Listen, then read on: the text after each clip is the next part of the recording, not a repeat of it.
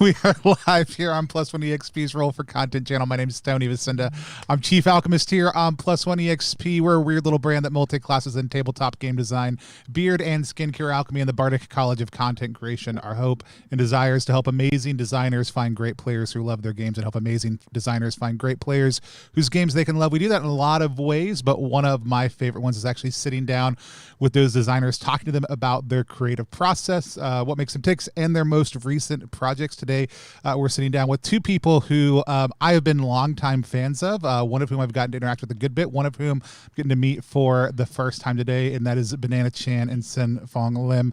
But thank you all so much for being here. For people who may or may not be familiar with the work you all do, Banana, maybe you could tell people a little bit about who you are, what you do, where they can find you online, and just a little bit about who you are. Yeah, absolutely. Thank you so much for having me, having both of us. I am Banana Chan. You can find me on Twitter and TikTok and Instagram at Banana Chan Games. We were just talking about this earlier, so I'm just like, we should get that out of the way first. I am the owner and co-founder of a small box board game publishing company called Game in a Curry, and I also design, write, and do all the stuff for other companies in terms of role-playing games and board games. So some of my latest work has been on Van Richten's Guide to Ravenloft. I was the lead haunt writer for Scooby-Doo Betrayal at Mystery Mansion. Yeah, I also do LARP stuff. So a little bit of everything. Awesome. I'm super excited to dive into that. Sen, tell people who you are, what you do, where they can find you online, a little bit about who you are. Sure. My name is Sen-Foong Lim. I use he, him pronouns. You can find me on Twitter at Sen-Foong Lim, Senfoonglim. I'm probably the only one. I think I'm the only one. And what I do is by day, I am a psychology professor. And by night, I make games, lots and lots of games. You might know me from such games as, I don't know, Dungeons and Dragons, Rock, Paper, Wizards. I'm trying to follow Banana's IPs. Scooby-Doo, the Escape from the Haunted Manor. Can we talk about that Scooby-Doo story, though? Which one? That we were both on Zhengshe and we just didn't know that we were both working on. Oh, yeah. We were both NDA'd at the same time for the same IP on two different games while we were working on a game together. So it was just really funny. That's awesome. That's how it works in the biz, I guess, right? Yeah. And you can, I make lots of games, mostly in the board game sphere. And then recently, over the last couple of years anyways, have been making my foray back towards my true love, my one true love of role-playing games. Awesome. So and also, we're going to go ahead and mention it. Happy birthday. Thank you very much. Today, for anybody who's watching. And so I'm super glad you could make time this evening to do a little bit of press and content and have some conversations. So thank y'all so much for joining us. I do want to talk about that specifically. Like, I love that both of y'all kind of design across the spectrum of games. Usually I just ask people how they got started playing RPGs, which is always just a fun place to see kind of what some of those stories are. But I always think it's fun, rather than just saying like, hey, how did you get started as a designer, or what's it like to design games? I think especially for RPGs, but even for board games, a lot of that starts as a player and thinking about those things. So I like to kind of go back, maybe we'll go in the other order. Sen, what was your kind of entry point into playing games? Like, what are some of your earliest memories? Where did you start to kind of fall in love with tabletop culture? Bananas heard this story just today. I was 6 years old, dropped off in the basement of a university to play board games and video role-playing games with old men. So that's what happened. So I was a precocious child who was, done reading The Lord of the Rings at age 6. And my mom had no idea what to do with me, and she heard about Dungeons and Dragons as this new cool thing in, 1970, whatever. And I was dropped off in the basement of the local university, and I learned how to play chainmail. And then from there, I learned how to play D&D and Car Wars and Titan and Champions and Marvel superheroes and DC heroes and villains and vigilantes and anything that I could get my hands on at the time. It was funny because now that I think about it, like, we used to have like a very strict definition of, we are playing role-playing games, but while we're waiting for role-playing games, we might play these, beer and pretzels board games. That's what people called them back then. It's beer and pretzel games as you wait. I didn't know what beer was. I was 6. When you wait for the rest of your party to get there, right? So Yeah, so that's where I started falling in love with games and loved them all the way through school, all the way through university, until I hit a point in my academic career when I thought, wow, I actually want to do something with my life. And so I stopped playing role-playing games because role-playing games eat up a lot of my time. And I thought, oh, instead of those games, I can play Warhammer and Magic the Gathering, because I still need games. Who doesn't need games in life? Everybody needs games in their life. And then I found out that, wow, I am an addict. And I had to cut that cold turkey out of my life, sold all my stuff, which paid for my postgraduate degree, actually. Thank you, Richard Garfield, for getting me my other degrees, I guess. I don't know. um, now it was after graduation when I was first practicing, and then my friend Jay Cormier, who also went to school with me, but he didn't finish his degree. He just kind of said, "I'm done with this," and went to work in retail. He's been at Best Buy for 25 years now. Wow. And anyway, he and I thought, we're smart. We like games. Maybe we could make one. And so we tried, and it sucked. And we put it away, and we shall never speak of it again. No, it's actually right there. It's actually a very important game, because I bring it out all the time to show people that we failed incredibly. And then we later on took part of that game to make one of our most popular games that is not based on an IP, Akrotiri, which is a 2-player game. And we took part of the mechanics from the old failed game to make Akrotiri, maybe 5 or 6 years after we first failed. So it's the story of failing faster, as Jay likes to say. And that's how I got into gaming and into game design. There you go. you got the smooth practice pitch all the way through. There you go. I do. Awesome. We are talking to Sen-Foong Lim and Banana Chan. If you have questions you're out there watching right now, go ahead and type them into the chat. I'll bring those up as we go through our conversation. If you have questions about anything that they talk about, or about Exquisite Crime, which we'll get into just in a little bit. But Banana, how about you? How did you get started playing, and then maybe even how that led into you getting into designing games? Yeah, so Sen has heard this story many times. Yes. Yeah, so I started playing, I guess, in my teen years. So I played one game of D&D, did not enjoy it, and then fast forward a few years later, I discovered Monster Hearts, and that's when I started getting into tabletop role-playing game. Alongside, in parallel with that, I was also getting into board games. I'm playing a lot of board games, doing a lot of reviews for board games through my company, Game and a Curry. At the time, it was a blog where my partner Herb and I, we would go to restaurants and we'd play games and pair the two and be like, hey, we played this game at this restaurant, support this business and also support this game.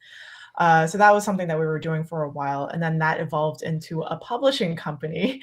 And so we started publishing our friends' games. We published, Diamonds, which is our first game that we published. And then after that, we did Judge Dredd Block War. So we got the Judge Dredd IP. And that was Herb's first game that we had published. In parallel to that, I was also getting into LARPing. So I discovered basically American Freeform LARP and Parlor LARPs and Black Box LARPs. But from there, I played a lot of Jason Morningstar's games and like got into like all these like more indie, more niche LARPs that you would play at conventions. You would play like a one shot, play for like a short time, and then just move on, right? So got really interested in that. Got really excited for that. And then one day I decided, hey, maybe I should submit something to the Golden Cobra Challenge. So I wrote a game, a short game based on this outsider artist I was a really big fan of at the time. And that was called The Other Place. And that was like this painting slash game slash like weird art thing that I did. Submit that, and I got an honorable mention. And so I was really excited for that. So the following year, I wrote a pervasive LARP called They're Onto Me, where you're filming yourself, vlogging basically this this solo journaling RPG exercise. And I submitted that, and I won Best Pervasive LARP for that year.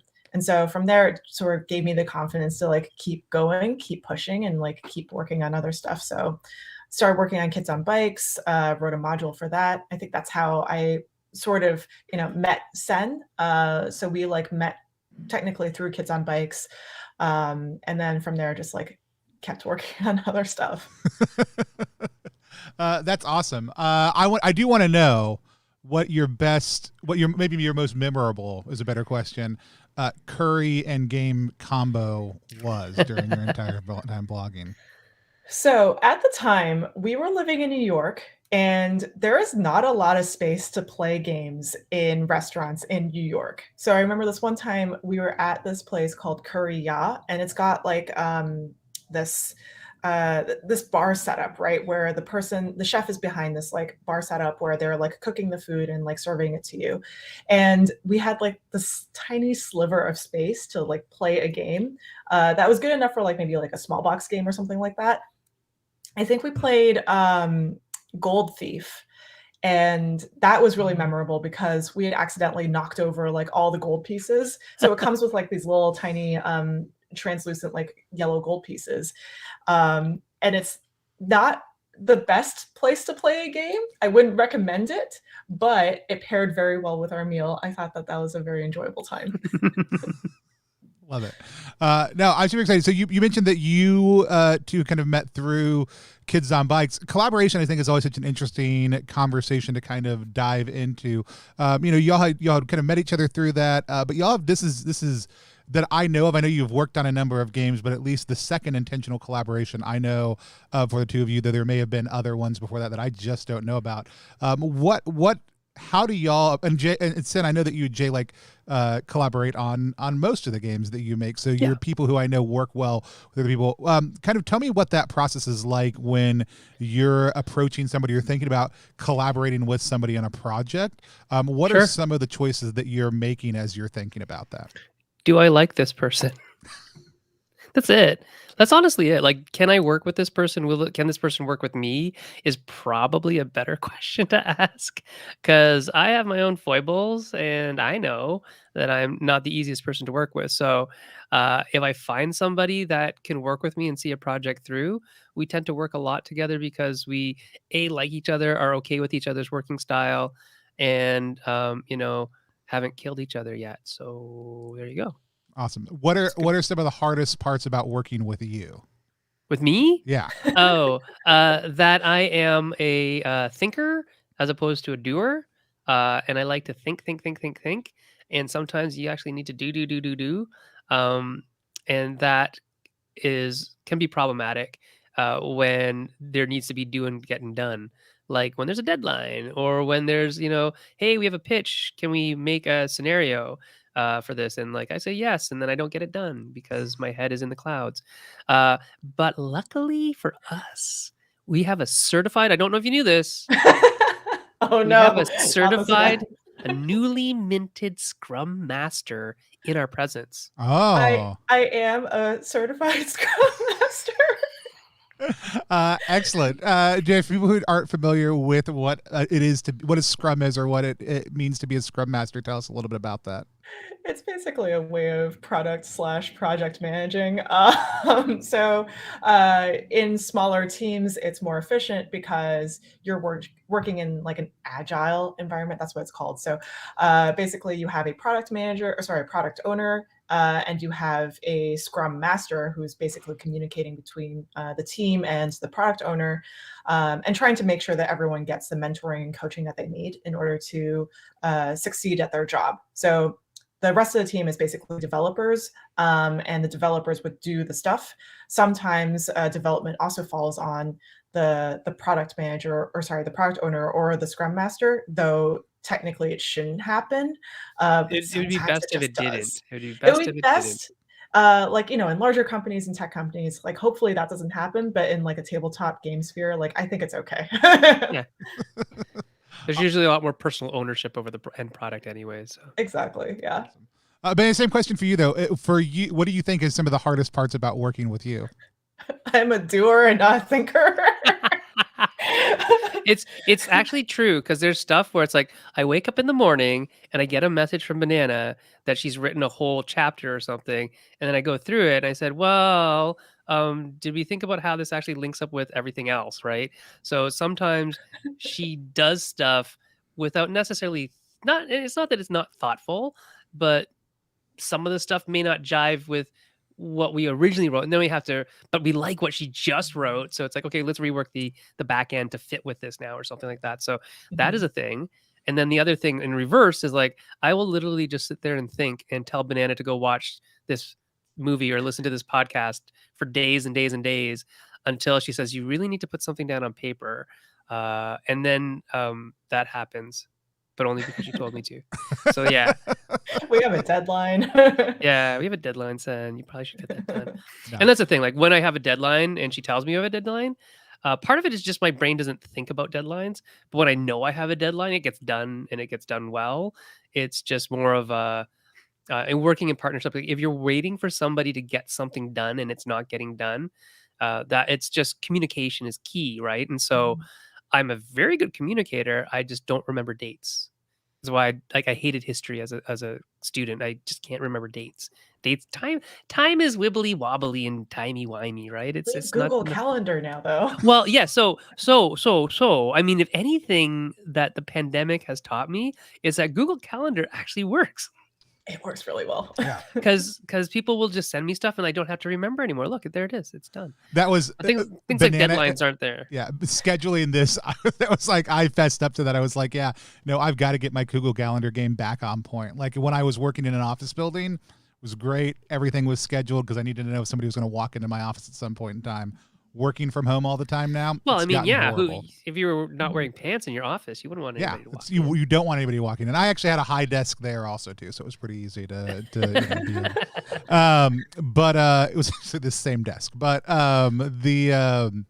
but yeah, no, it is one of those things that I think people massively underestimate the amount of great tools out there that are very simple and can just help you schedule all those things. But let's talk a little bit about some of the specific projects we're on. Let's talk right now about Exquisite Crime. Actually, can one of y'all give me kind of the elevator pitch of what Sure. Exquisite Crime is all about? Yeah, so Exquisite Crime is about surreal crimes and the psychic detectives that solve them. And the crimes in the world are populated by the players who are using the surreal art technique of exquisite corpses to make the victim, the witnesses, the suspects, the scene of the crime, all those things. They're drawing it out or writing it out, the messages that were left in the note, that kind of stuff, by passing around pieces of paper and adding one element at a time. So not one person doesn't make the whole thing. The group that's playing collaboratively draws or writes the pieces that make up the elements of the game. So it ends up being real silly, but remarkably interesting. Like some really interesting groupthink happens, and subtle stuff too, where I was looking at the pictures that we drew with Robert and Julie, Banana, and there was like, how come this bunny has a carrot? And then later on, there's another kind of bunny looking thing. There's all this stuff that kind of linked together, and the stories that you tell link into the picture. So there's this subtle play at work where you get kind of influenced by what people say and do, which is really kind of neat. So yeah, it's a game where you're drawing and telling stories, or telling stories and drawing. Awesome. Whichever one you want.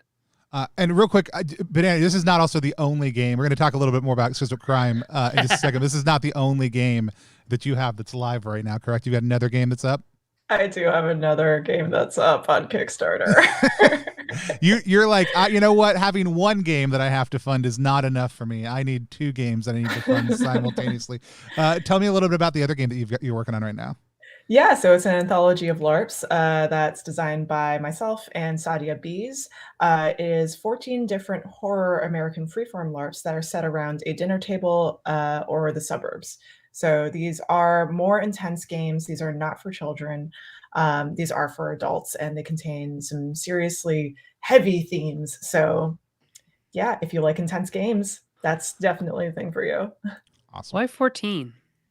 I don't remember why. we were going to do 13, and then we were just like, no, let's add one more. Why not? Let's just do it and play test it and do it's all a the work baker's for it. unlucky number. Yeah. we want to get to the spookiest number we can get and then go one spookier. Right. Exactly. And so, Awesome. no, the both projects are amazing. I kind of want to just know for Exquisite Crime though, like tell me about the kind of where the kernel of this idea started. Especially like y'all are doing this with Hunt. I think it's really interesting. Like I love having y'all on because a lot of the people we have on, they're making a zine or it's they're kickstarting the project by themselves. Y'all are two people who regularly work with different publishing companies. You also self-publish some things. You work with a lot of different IPs. You get to do a lot of things that I think a lot of people in game design, like they imagine, oh, won't it be great when I get to be at this point? And those all bring different challenges. And a lot of people don't even know kind of how they get to that point or how to get to that point. I always love listening to Sen through some of the projects he's done, talk about it.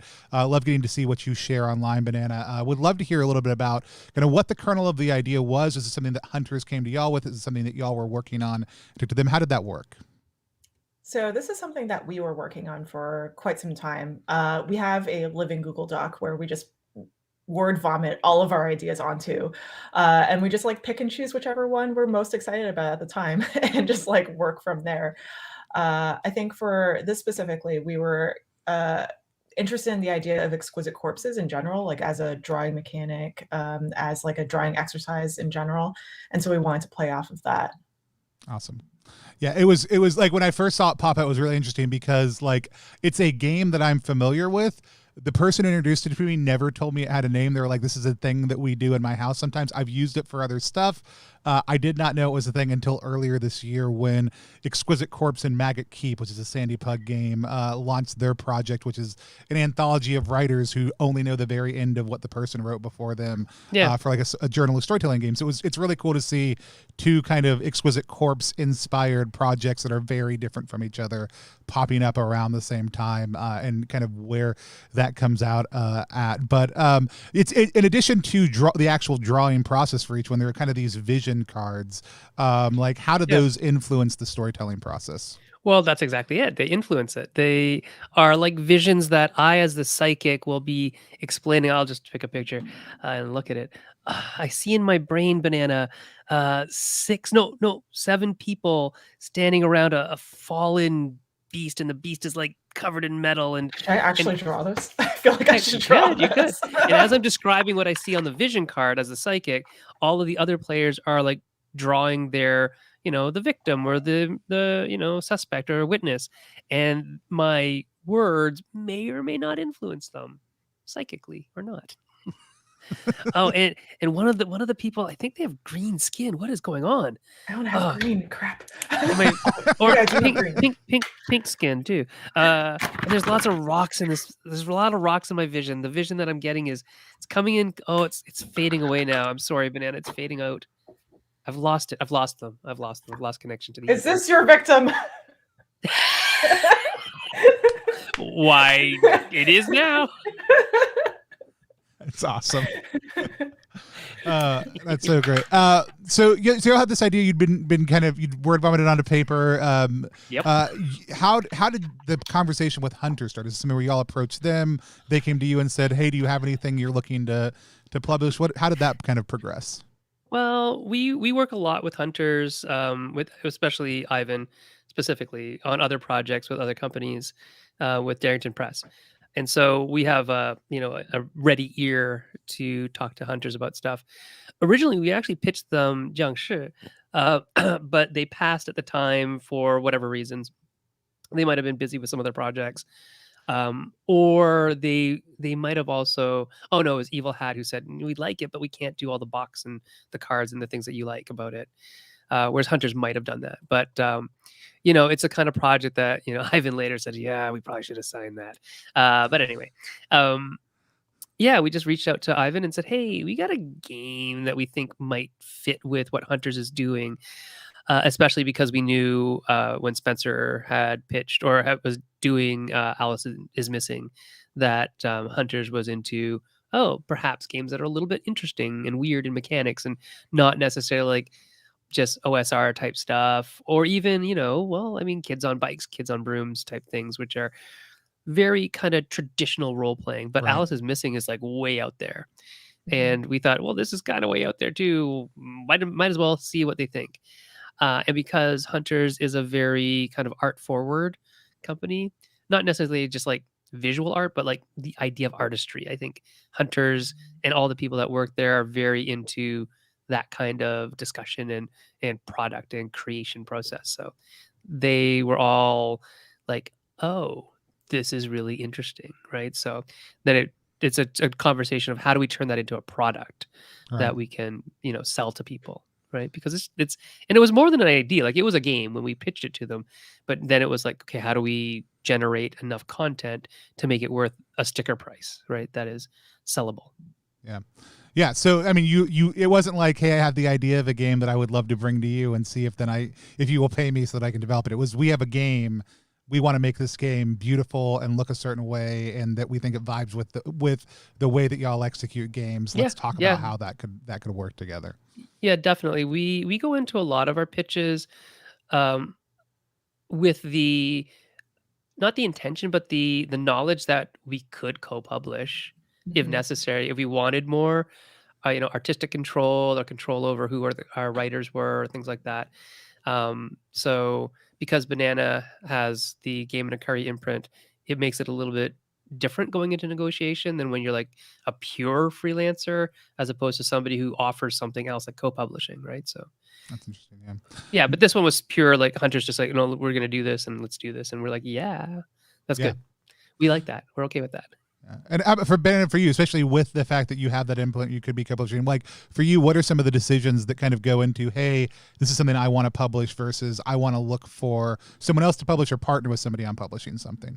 Yeah, absolutely. So I think when it comes to publishing, there's a lot of stuff that you have to think about, right? So there's marketing, there is, the Kickstarter, what's it going to look like? There's manufacturing, there's distribution, and then there's like wholesale retailers and stuff like that, like what is it going to look like when we do sales, and also conventions, like what is that going to look like? So when I'm looking for like a co-publisher or like looking for someone to publish with, it's usually like who's going to handle the different jobs that are around publishing in general. So are you going to handle the manufacturing? And if you are, then who's going to talk to the distributor?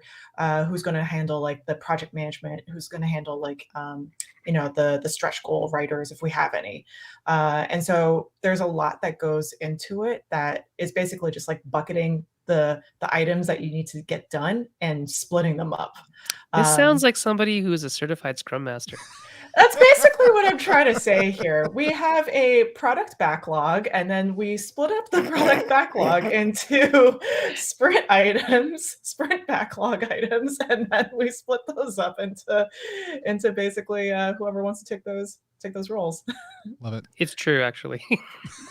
No, but like I said, I think, for most of it, like right now I'm putting together a project that has 12 different collaborators, and every time I think I've talked to everybody about something, I'm like, oh wait, no, I didn't have that conversation with Nate, or I didn't have that conversation with Sean, and I've got to go back and catch them up and then be like, okay, like that's fine, everybody else is done with their stuff, you take 2 or 3 more weeks, because this was me not making sure that I communicated this well. And so it's very easy when you're learning how to do that or don't have those processes in place, or when people aren't even used to that process. Like in a lot of the game design, well, especially in the RPG space, there's not as many of those processes set in place for indie designers or creators. They're just not used to thinking in that way. Though there are plenty of people who do a phenomenal job with that also too. And so like it's one of those things that I think is always, as much as it's like a very nut and bolts thing and not necessarily what is like everybody's like, oh, this is so, like it's such a helpful thing for people to hear a little bit about how some of those pieces work, especially as you get into those bigger and bigger projects, because that's how those things actually get done. Yeah, absolutely. For a lot of people, the concept of like, if I all of a sudden had a $300,000, project or a $30,000 project, they would be overwhelmed by all the things that would go into making that.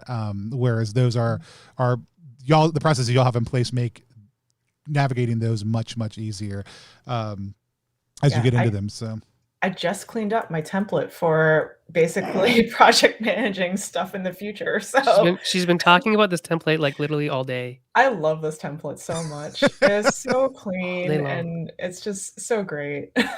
Breaking down tasks into smaller tasks. It's You should awesome. ask her for a copy because she would gladly give it to you. I would She love a copy. I would love a copy. Yeah. Absolutely. I mean, like I said, Absolutely. it is such a it is such a helpful thing that, again, I think I love big collaborative projects. Like, I love when I'm able to get 10 people to say like, I want to give you a piece of this, but I want it to be your voice. Here's an outline of what specifically we're looking for, but I want you to take ownership of it. If you have different ideas, if you want to flex on it, pitch it to me, let me know, but I want this to kind of be your area of ownership. That's easy for me to do as far as a trust mechanism goes, but giving somebody that without any accountability, you end up in very, very weird places of having to all of a sudden say, wait, no, like, I gave you trust in that area, but now I need to take it back. Or I gave you trust, but I didn't give you everything you needed to be successful. And now I've hurt the relationship because I wasn't as supportive as I needed to be in a specific way, with some of that accountability. So there's a lot of those things that I think prevent those bigger projects from being successful, unless it's literally just like, we kicked everything out to everybody, they sent it back in 2 months later, and then, but nobody really collaborated with each other. And for me, it's actually that collaboration and people's voices coming forward together that makes a project exciting and vital and beautiful at the end of the day, not just, hey, yeah, we got it done, right? Which is, sometimes you end up in the we got it done space, and that's okay also too. But yeah, I'd love a template of that at some point in time. No, but you mentioned it earlier, but let's talk a little bit about, and I always get super nervous anytime I'm about to say the name, even though I will listen to a recording of it every time I'm about to say it. Is it Zhongsha? No? That's good enough. Joshua, yeah, I mean, Yeah. that's good. That's good. Yeah. Yeah. I mean, there are different ways of pronouncing it, right? Yeah, that's true too, right? Yeah. So in Taiwan, we learned that they pronounce it Jiangxi, I believe. And then like I'm from Hong Kong, so like we learned the Beijing style of Mandarin. Though we speak Cantonese there, we just learn Mandarin as well as like a thing. But it's pronounced Jiangxi over there. Okay. It's the game you were talking about shopping around a little bit earlier. It's one of the other projects y'all collaborated on. Yeah. It ended up getting published with Wedding Games. It's an absolutely gorgeous game. Banana, for anybody who isn't familiar with it, would you mind giving us kind of the elevator pitch for it? Yeah, absolutely. So players are playing a Chinese family in the 1920s running a restaurant. And in the daytime, they're faced with oppression and all the terrible things that that go on in the 1920s for a POC family. And at night, to make things even worse, Jiangxia hopping vampires, they come out and attack everyone. Just for fun. And y'all mentioned this with both Exquisite Corpse, but also I think, this game you mentioned some people weren't able to do some of the things. The games that y'all have collaborated on, as well as I know a lot of the games that each of you make, have just absolutely beautiful table presence, and a lot of oftentimes unique elements or concepts baked in, not just thematically or narratively, but actually in the mode of play. And I think, Exquisite Crime, even looking at some of the Roll20 tools that are being developed, but the actual just core mechanic mixed with the beauty and elegance of the cards in the box, but also Zhangji with the table mats. It's D8, which there's actually I'm trying to remember the name of the item that the D8s are supposed to actually replicate, but you couldn't. I think the Jalbei. Yeah, something I think Sen, I heard you talk about one time, you really actually wanted to use kind of the traditional item. Yeah, but they're not necessarily at all practical. No, they're really not practical. I've never in my life got them to land on their sides, and that would be one of the results. And also, they're tools that people actually use in divination. Taoists use them in divination. So it was a little bit of well, maybe we shouldn't use this. Maybe that would be a little bit too kind of, on the nose. So anyway, and they cost a lot. That was another thing. So we decided to go with dice and then use the culturally relevant numbers of 8 and 4 in the game to really mechanically emulate what we wanted to do with Jiao Bei anyway. So yeah. Awesome. No, but I want to talk a little bit more about kind of that, where some of those impulses come from, because I love table presence games, even Exquisite Corpse, the deluxe level that's in like the wooden box with all the other stuff. The like, murder box. yeah, the murder box. in a box. Like the murder in a box is such a great deluxe level. I think a lot about when I'm doing Kickstarter projects. I think about like, what's that deluxe level that makes somebody go like, oh man, even if I can't back at that level, I wanna back at that level. I want some of those cool things. I think every game I've seen y'all collaborate on has had that, some of those elements that not only make the core product incredibly beautiful and incredibly rich as a play experience, but also the deluxe levels oftentimes have something that you're just like, oh man, I really have to have that thing. Like I want to back up just to do it. Every single time I've backed one of y'all's projects, I'm always just like, I'm gonna go up one level just to get the thing, because I really want it. And so I'm just curious about that sensibility from y'all. Is that just something that is like a personal preference? Do you think there's some of that comes from having kind of a mixed board game and RPG perspective, where you think about materials maybe in a slightly different way? Where do you think some of that desire for that fuller table presence and that those kind of interesting artifacts come from? I think we care about artifacts a lot in gameplay. Like that's something that we really enjoy.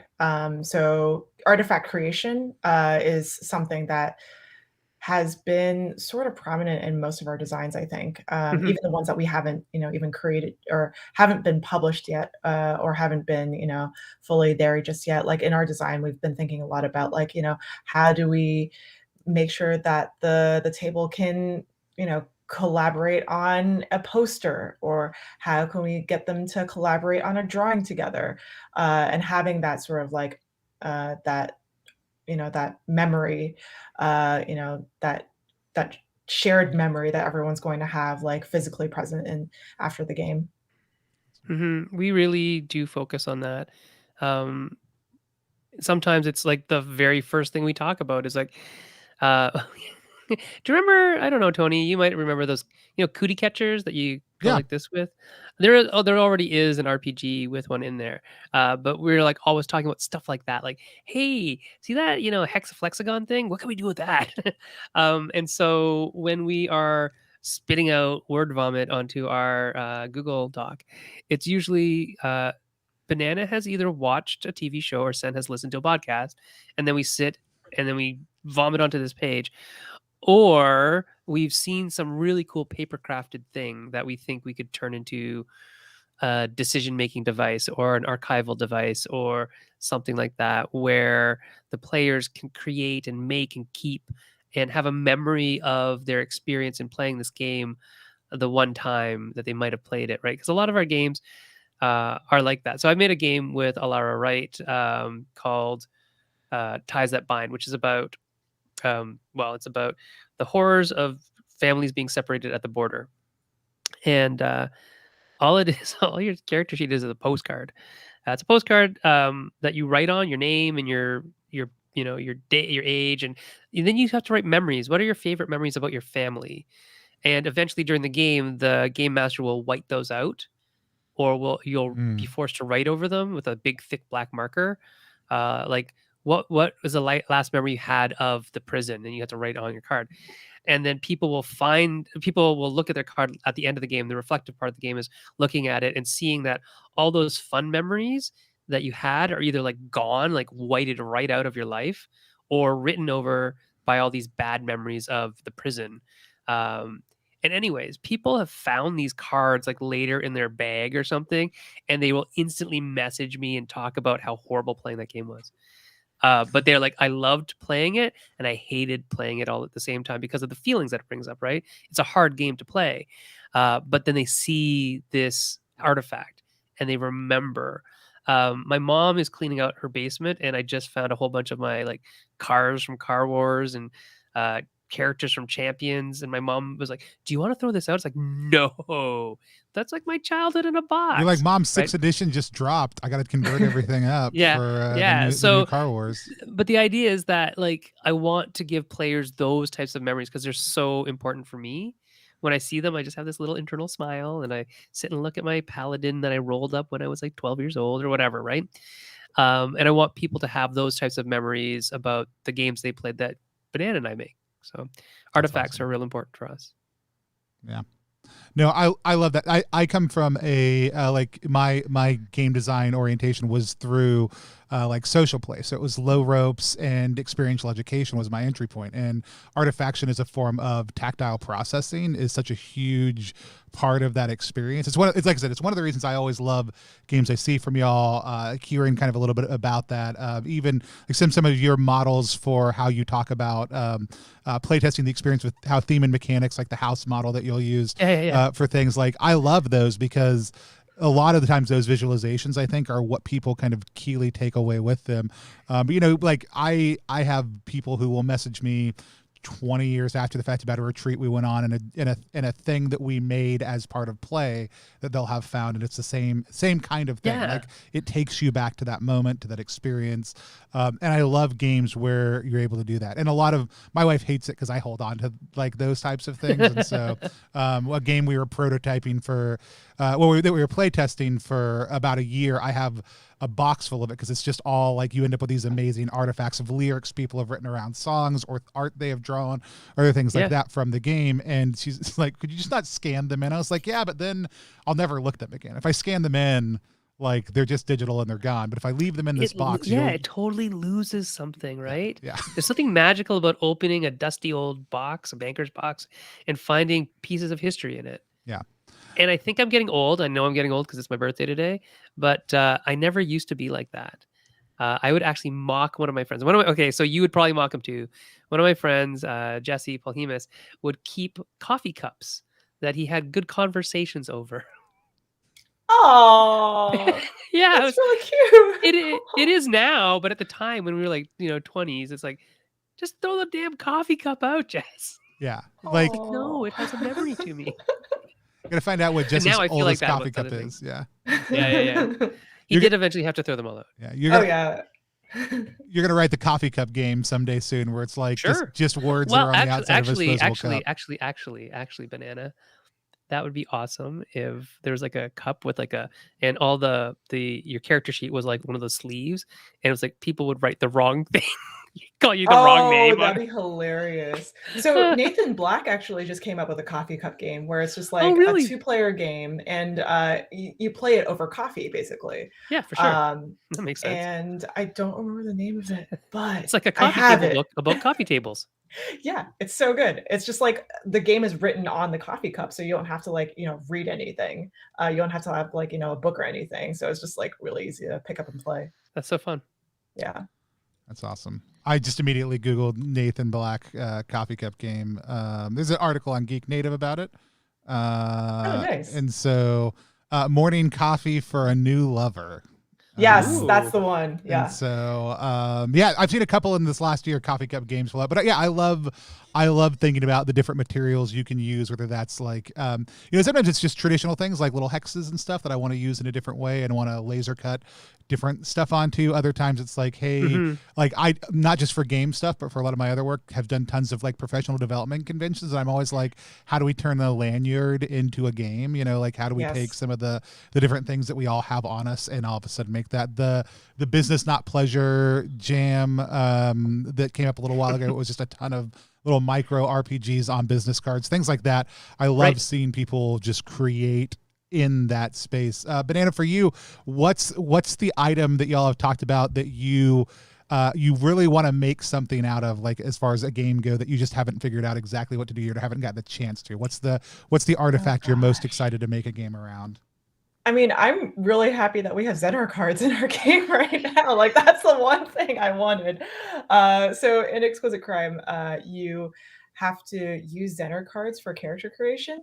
So basically you pick up a card, and for those of you who are not familiar with them, they're the cards that were shown up in Ghostbusters. So they're the ones where it's just like, you have your star symbol, your circle symbol, your wavy line symbol, and one person picks up a card and they ask the other person to guess what is on the card. And so based on what their guess is, they might be psychic or maybe they're not. Turns out the tool itself is not very good at detecting psychic abilities, which is why we're adding it to the game. It's a great resolution mechanic. So in the game itself, based on what you guess, if you guess correctly, then you get one trait. If you guess incorrectly, you get another trait. And usually the ones where you guess incorrectly, those traits tend to gear towards, hey, maybe you've lost your psychic abilities, maybe you're a con artist, maybe you're a fake psychic, that kind of thing, versus the ones where you have guessed correctly. Those are more along the lines of you're the golden child of the psychic detective agency, or you have just won the lottery with your psychic abilities and you're planning on moving on, or you've outgrown this detective agency and you just want to do something else. Wow. Love it. No, and like I said, I think it's so fun when we get to have those things that we've been obsessed with or have the idea for, then all of a sudden we get to stick them in and say, hey, we're going to do something with that. So I'm super excited to, like I said, the whole game looks amazing. And I'll be honest, like I'm normally never attracted to like, hey, this game's on Roll20. I don't do a lot of virtual tabletops. I'm so glad there's a virtual element to this game, because I do think it's a game that it makes it just tremendously easier. Like there are some games where I'm like, this does exactly what I want a virtual tabletop experience to do, and that's just take any of me having to figure out technologically how I'm going to convey this visual information, pass things around, other stuff like that off of my plate. And so this is one where I 100% think it's worth the costume injury. And I think the work Hunters specifically does with virtual tabletops has always very much impressed me with its execution. Lots of times people are like, hey, we've got a virtual tabletop, and then it's like just pictures or a grid and we're moving people around it, and I'm like, I could have done this with Theater of the Mind, I'm fine. But I do love things like this where it actually really enhances the gameplay if you're playing remotely, and makes that just as viable of an option as playing in person. So I'm super excited to see the final execution on that too. So yeah, the cool thing is that Roll20 already has like a scribble tool, so you can definitely just like draw stuff on Roll20. So I think the integration is going to be pretty smooth. Yeah. And so same question for you. Is there an item that you've been wanting to make something with or on, but you just haven't cracked yet or hadn't had the opportunity to actually get that artifact into a game? We have been talking about dominoes. Oh yeah, At some point, dominoes, those yeah. dominoes, right? I don't know. I'll tell you about it if you want to know, Tony. I do. A heist game with dominoes. Because you have to set up your dominoes and make them all fall at the same time to get that heist pulled off perfectly. But what happens if they fall out of turn and all that kind of stuff? So we're always looking for like physicality in the game, like a reason to be at a table. As much as Roll20 is great and everything like that, especially in like current COVID-y times. But hopefully someday we'll get back to the table, and the physicality of these dominoes interacting with dice in so I've made a bunch of little rooms that you're like heisting in, I guess, and like a bank vault and stuff like that, and they're like basically a box, but they're only like really low, and you set up your dominoes in there as your people, and you roll the dice in there to see if you get over your skill, and if you knock over your dominoes, that's a bad thing, because you fell down. Well, or like it didn't go off right. So anyways, there's that mechanism that we're looking at for a heist storyline. It's just been something kind of burning in the back of our head. And then the other one, I mean, Banana's already doing it with Demos Academy, which you should talk about, Banana. Oh yeah. Demos Academy coming to a Kickstarter to you in first quarter 2022. Uses paper dolls, and we're actually doing another semi-paper doll project. I'm not sure if it's actually going to be in paper or if it's going to be digital, because we're working with a pixel artist, Drip, who is an awesome pixel artist, and she's going to help us art up a game about finding love online in an MMO. I love it. Yeah, so we want to use the kind of idea where you're dressing up your characters, right, in the gifts that maybe somebody bought for you or something like that. So we haven't figured it all out yet, but that's sort of the premise. It'd be a 2-player game that is played over like email, basically. Love that. And I have seen some of the images you post for Demos Academy are already Banana, but tell people a little bit more about it. Yeah, sure. So Damos Academy is a game by Austin Knight and Amanda Cull and I, and it is a game about returning back to your old creepy boarding school for a reunion and discovering that there's no one there. And so the game uses paper dolls. It uses a several maps that are in a coloring book that you would tear out and you would just color in. And at the very end, there is a maze that you go through. And so based on whether or not you make it out of the maze, based on like your rolls and stuff, you might get trapped or consumed by the school, or maybe you get out. Who knows? So yeah, it's a very exciting game for me because it's just like me returning back to boarding school and using that theme, which is super personal for me. And also just like the idea of using paper dolls and a coloring book. It's so tactile. I'm very excited for it. Yeah, it's awesome. No, like I said, I'm always thrilled to see what both of y'all are up to, and again, like love how broadly y'all get to play around in different types of game design, and I love always how integrated the experience of play for the games that I see coming out for each of y'all are, whether they're in a more traditional format or whether they're board game or other different pieces like that. I've always just been super thrilled. So very thankful for having both of y'all on with us today. We just one more time for people who are catching just the tail end of this, or if you're watching this later, if you haven't gone to check out Exquisite Crime yet, you absolutely need to go to it. It's got about 13 days left. It has funded on it, but I'm like always, I get more excited the bigger that number gets for people, and I always love seeing designers being able to see the best version of their game come to light, and people getting paid well for doing that. So if you're able to go support it, please go do that.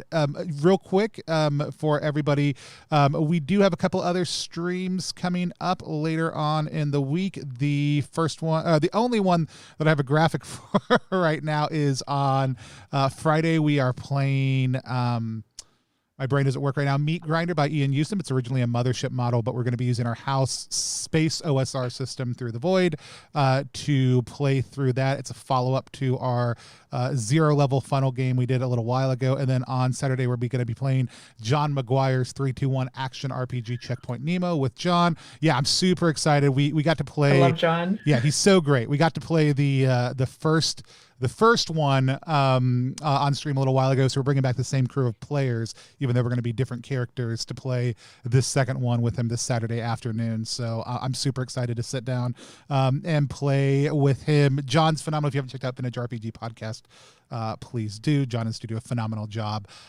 sharing some of the both very current cool RPGs, but also a lot of older RPGs and their influences and how they've developed. So it's a phenomenal podcast to check out. But John will be here on Saturday to play with us also. But Banana, if people want to find you online, what's the best place to find you? Thank you so much for having us. You can find me on Twitter, Instagram, TikTok at Banana Chan Games, and you can find my company, Game in a Curry, on Facebook and Twitter at Game in a Curry.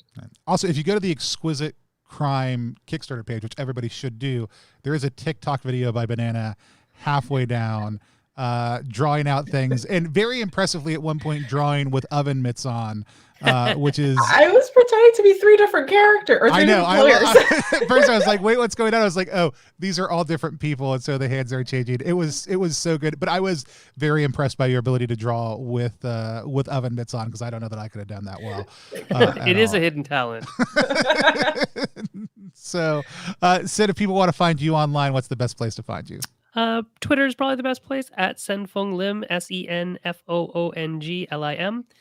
You can follow me there and find out what I'm talking about that day. Awesome. Like my underwear. I was talking about my underwear yesterday. Also, you do have a really great talk show that you are a host for also, too, on a regular basis. People who are into design and design conversations. Why don't you tell people a little bit about that? Sure. You can find me on Wednesday nights from 9 to 10 Eastern, live on Facebook and YouTube. Meeple Syrup, MEEPLE space SYRUP is the show that I do with Alara Wright and Erica Buras. And so that's three published designers, multiply published designers. Some of us work in-house for major companies. And we talk about game design with a lot of people in the industry who you may not know, but you probably should get to know because they are up and comers. They are some marginalized voices. They are movers and shakers. They are the people who are the backbone of the industry in a lot of cases that you just may not know. And then you can also find me on Ludology as one of the co-hosts. So that's a long-running podcast that Jeff Engelstein started a long time ago, and we just take over and run it now. So there you go. Awesome. I do actually want to shout out one more thing, and I don't know if you're doing it again this year, but tell people about Pitch Project, because it was such a good resource for folks, and I know that some of those got archived and are still available for folks. They are, but they're not. I haven't released them yet because we weren't sure if we were going to do 2021 or not, and currently we're not, Okay. just because of just stuff that's going on in the world with Jay and me and everybody else who was part of the Pitch Project. But the Pitch Project was originally conceived by Jay and myself to give people the opportunity to pitch to publishers from afar. And so we did a 7-hour live stream of people pitching their games virtually to something like 40 or 50 publishers who were watching online. And several games did get signed from that.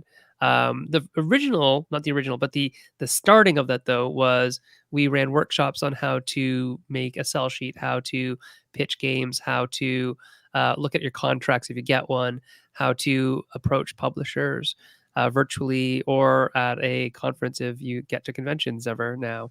And there were like over 700 entries, which we judged. We paid all the judges.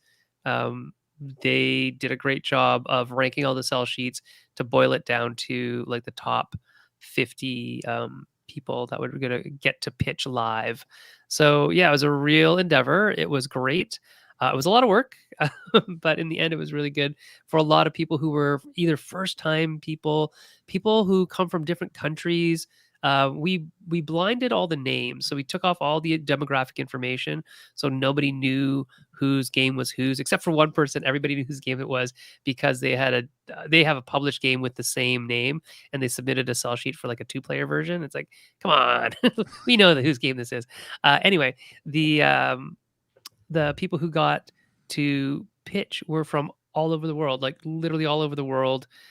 People who would never be able to go to Essen or Gen Con or Origins or PAX, any of the big ones, because they were like in India, right? In the middle of a place that isn't easy to travel out of, isn't easy to afford to travel. And they had never been to major conventions ever. And they got to pitch to some of the biggest companies in the world. We had people from Malaysia who got their prototypes picked up by Hasbro. All sorts of really good relationships built. Even if the pitches didn't land for publication, there was a lot of interest in a lot of the stuff that was seen that day. So it was a good event. Yeah. And I'm kind of sad that we're not doing it, but also kind of happy because it ate up a whole lot of time. It's okay for something to have happened once and be a singularly great experience and not have ever happen again. That is okay. Yeah. Yes. So, or to take a year off or a couple of years off and then come back to it, But yeah, I hope at some point y'all are able to put out some of those videos, because I think especially the Facebook Lives y'all did where you just kind of walked through, here's what goes into a pitch, were incredibly helpful for a lot of people who have never thought about some of that content before. So we probably should. I'll talk to Jay about what he wants to do, because it's just the Pitch Project is a locked or a private Facebook page. Yeah. And if we just said, hey, now it's not, then everybody could go look. And the reason why we kept it private for so long was just because people had actually paid to enter into the Pitch Project, but it's a year later now. So yeah. I'm one of those. I won't be worth. upset if my $10 only bought me a year of privacy or whatever right, it was. Whatever it is. Access, but I'm only one person out of hundreds that was part of that process. And so, no, like I said, I just think such a great resource. I would highly encourage, if you're not following both of these individuals online, to keep an eye on all the work that they do. It's always such an inspiring thing to see. It's such cool ideas that are constantly coming out. With that said, this has been Prestige Class with Banana and Sen, and class is dismissed. Bye, everybody. Bye.